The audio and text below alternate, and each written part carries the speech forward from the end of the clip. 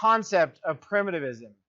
And I just thought I'd pull up really quickly before we launch into a lecture, kind of just a definition of what we're talking about. That the term primitive kind of connotes certain meanings and how we use it when we apply it to cultures and to geography as well. And it's interesting to see because then these sort of the stereotypes of primitive cultures get picked up by the media and then sort of become and are kind of reused and recycled over and over again. So just really generically it says primitive, relating to or denoting and preserving the character of an earlier stage in the evolutionary or historical development of something, or not developed or derived from anything else. And then we will kind of look at how primitive plays out here. So let's jump right in. So our case study, I wanted to begin with by looking at some of the readings that we did for the class and help to kind of set up how those readings kind of inform the documentary Nanook of the North. So when we start with primitive and primitive societies, we're really looking about a perception that Western societies have about other societies. So it creates this sort of superiority complex, if you will, or this power relationship that's set up. And it's a means to help define one group from another group based on trying to place yourself as the superior group and another group is sort of the less superior group. So you can set up some simple binaries of like, we are civilized versus other cultures are barbarian. That we are the developed society. You are the undeveloped society, right? We're the modern society. We have technology. We go study pre-modern societies that don't use the same technologies as we do. So you can kind of see how that these binaries, these opposites, if you will, sets up a power dynamic as well within them. So the first reading that you had was Doreen Massey, just the first few pages in her introduction for space. And she starts off by talking about the voyages of discovery, that the era of European societies in the 15th through the 18th century going out and discovering, quote unquote, discovering the New World, which had already, ignore the fact that there was civilizations already living in the New World, but this is sort of the discovery by European societies of this new continent, all right? So the interesting that Doreen Massey tries to place within this reading is this understanding of how the Western or European societies are imagining what space is. So the interesting thing with it, what Doreen Massey brings up, is when we look at these European societies, and we probably all have had some bit of Western civilization history in K through 12 at some point. We're looking at the development of Western civilization, right? And what she is saying is that when we're doing this colonial period, that we're going out, European societies are going out and conquering and settling these new worlds, but it's how that they're perceiving that space. And so she's really talking about sort of this space, and remember when we went and looked at the concept of space itself, as space is a container, almost literally as a geometric space of X and Y coordinates, and something to be filled. So that it's this empty space. It's a continuous space, or a given, as she calls it. And it's a given until the European society goes there and finds it, discovers it, explores it, kind of documents what they find there, and charts and gives value to those spaces. But that value that's given is given in terms of a European society.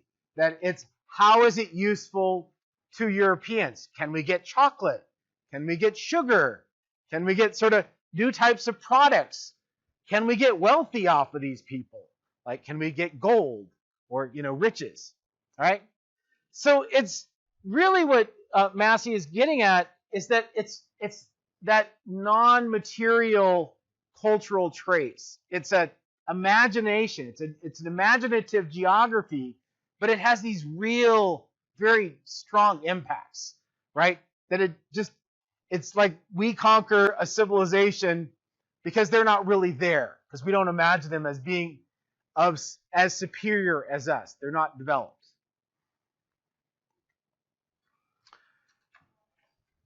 So this is that idea of space as a surface. Like literally it's a surface for us to discover, we can chart and document phenomena. And we see this specifically in this era of the age of discovery. So the question then becomes, if this is at a specific moment in history, how does that apply to today? Does it still exist with us? Do we still kind of see the world? Do Europeans still see the world through the same lens? Do other cultures still apply this? And I think the thing that's interesting about this is that, yeah, that this same sort of imaginative geographies have relevance to today. And the one example that Massey gives, and this is, I think her book came out in the early 2000s, so giving Clinton as the example is a little dated, but the idea of globalization. The idea of Clinton going around the world, going to African nations, going to other countries, and being like, globalization is inevitable. This diffusion of ideas, of cultures, of the exchange of good is just going to happen. You know, it's a given. It's nothing that you can fight against. It's just occurring. Right? And in the same sense of what Massey said as a space as a surface, is the same thing that Clinton is doing with globalization. It's just trying to make it natural or just an ordinary occurrence when it's actually a cultural thing, right? That it's the spread of Western values, Western ideas, Western economies, and upon other societies. So that was kind of the interesting thing that Massey kind of started with a very specific era and time and then brought it up to present.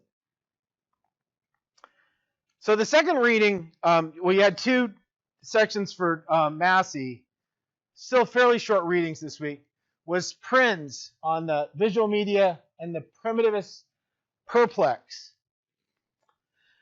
And starting with the primitivist perplex, the idea here was it begins around like a stereotype of how Europeans perceive what they would consider underdeveloped cultures, right?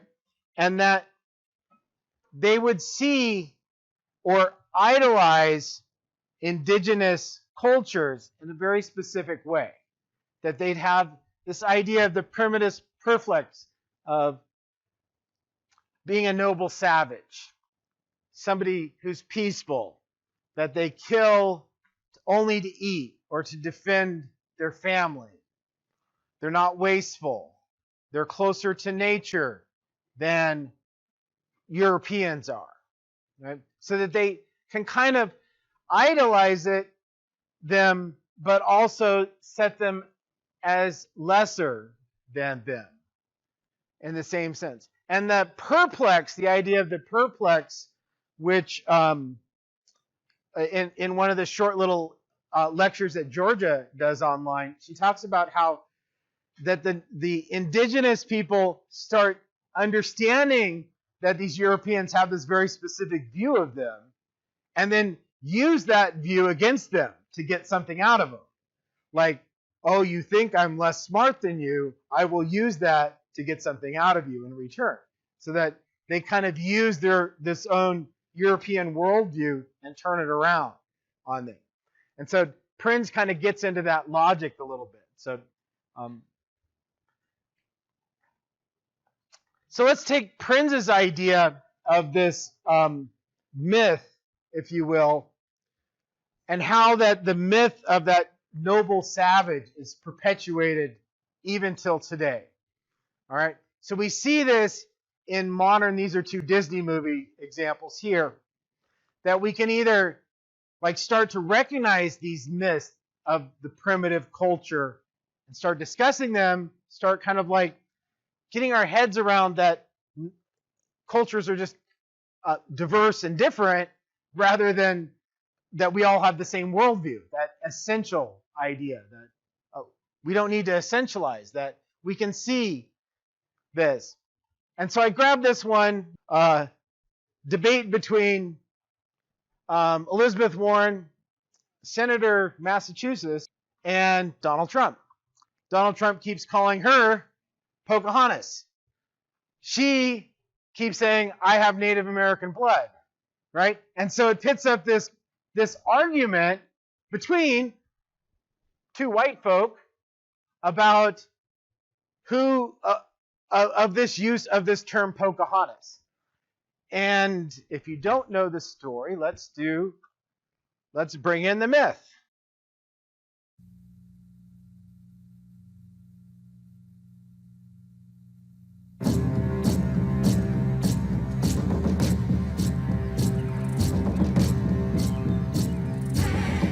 She was the daughter of a chief. She has her mother's spirit.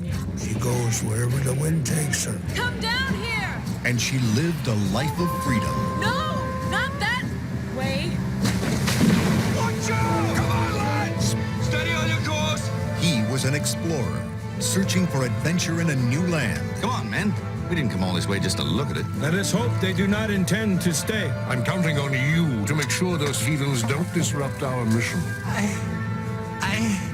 I made it myself. But though their worlds were very different, These pale visitors are strange to us. No one is to go near them. their destinies were one.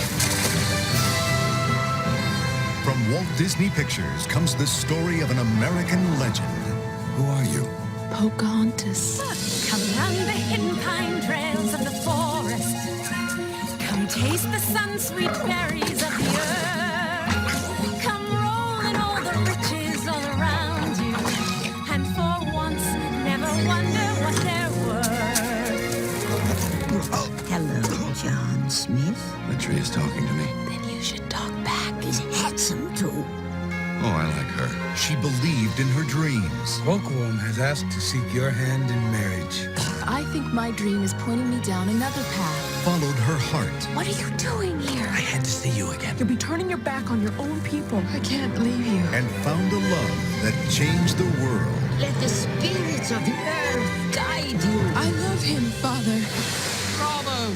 On June 23rd, Disney presents its all-new 33rd full-length animated motion picture. I look once more, just around the river bend, beyond the shore, somewhere past the sea. With music by Academy Award winner Alan Menken and lyrics by award-winning lyricist Stephen Schwartz. And you'll never hear the wolf cry to the blue corn moon, for whether we are white or copper-skinned. This summer, experience the adventure Until you can paint with all the colors of the wind.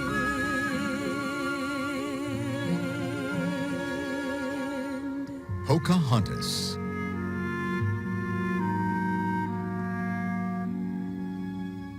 The interesting thing is that the underlying sort of debate between Elizabeth Warren and Donald Trump, on both sides of the debate, we're still talking about this sort of white supremacy from both of the people. That, again, it's that same case as in the Real Engines, that who is getting the voice over what the Indian experience is, right? And in both cases, whether you're thinking Elizabeth Warren or Donald Trump, you're getting a white person's perspective on what Native American is. And so in the Washington Post, the comment is that it still perpetuates this long history of marginalizing Native Americans, Native American views, and sort of setting it up within this debate. And so we don't even get outside of this, are you on the Democrat or Republican side? when underlying both sides is this sort of European primitivist society kind of underlying both of them, right? So that's kind of a modern, like a very current day example of it. But now let's kind of place Pocahontas within Prince, starts getting into this idea of the white savior complex. Have you ever heard of this term before? It's the classic idea that the white people are the ones that will be the saviors. And we see it in narratives perpetuated through films, through music, through our current society. And I'll give you the quick YouTube version of it.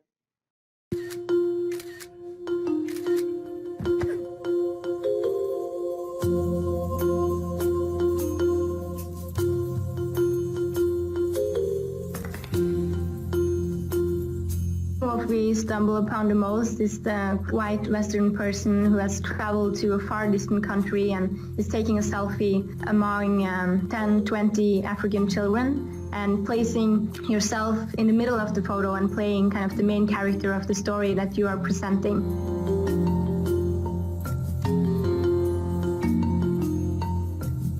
These sources are in many ways our main sources to know what's going on in development countries, and very often playing on stereotypes and oversimplifications of the truth and focusing mainly on the negative aspect.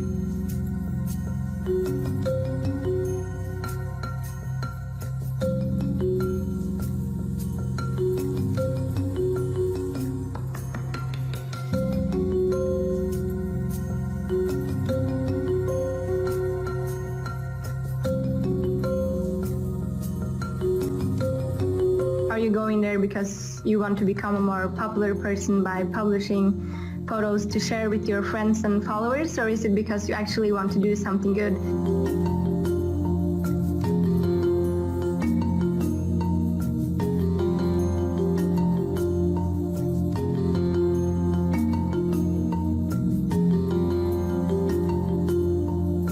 It's important to get rid of that perception and then show that there is a lot of local people who are working to improve their situations.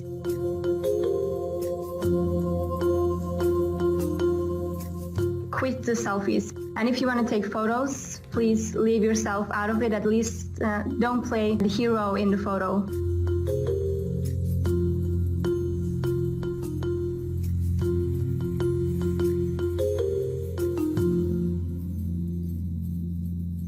So that's the classic example of humanitarianism abroad today. And you see this with the complex with celebrity humanitarianism as well, like the Angelina Jolie style.